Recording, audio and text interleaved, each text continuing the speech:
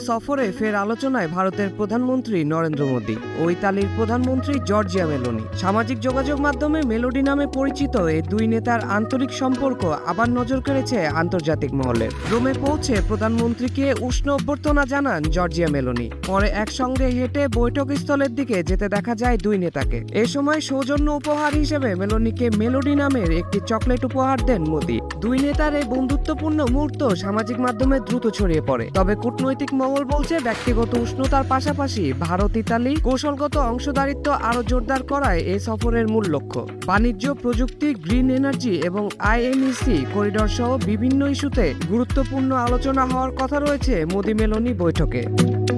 Desk report, news 24।